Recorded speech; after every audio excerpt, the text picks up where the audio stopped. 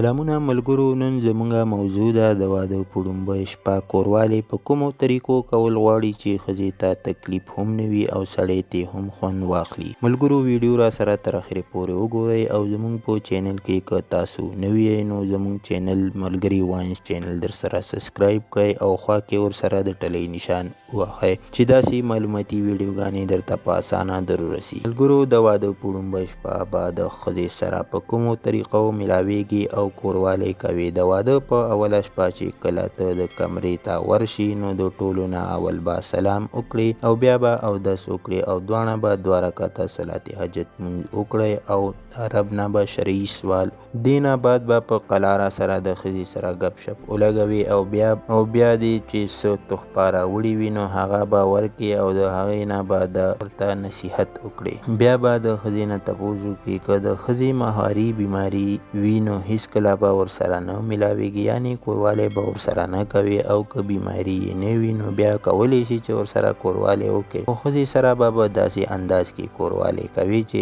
هغه هم ترې خوند واخلي. کله چې کوروالی ته ښځه آماده کړي نو د ټولو نه اول به د ښځې په شرمګاه باندې لاس وهل شروع کړي او بیا به ورته په سینو لاس وهي او لاسونه به یې په لاسونو کې ورکړي او خوله به ورته په خولو کېږدي چې کله په شوق کې راشي نو بیا به ورسره کوروالی شروع کړي. نو سړی به ترې خوند واخلي او ښځه به ترې هم خوند واخلي. خو په اوله شپه به د ښځې سره د 2 ځل نه زیات کوروالی نه کوي، ځکه چې ښځې په لومړي ځل د بکارت پرده شلیدلو سره ښځې ته ډېر تکلیف وي او په اول ځل به تیل هم استعمالوي. ملګرو امید لرم چې ویډیو به مو خوښه شوي وي او که ویډیو مو خوښه شوي وي نو لایک او شیر یې کړئ او مننه کوم چې ویډیو را سره تر اخره پورې وکتله او د بلې ویډیو پورې د الله په امان.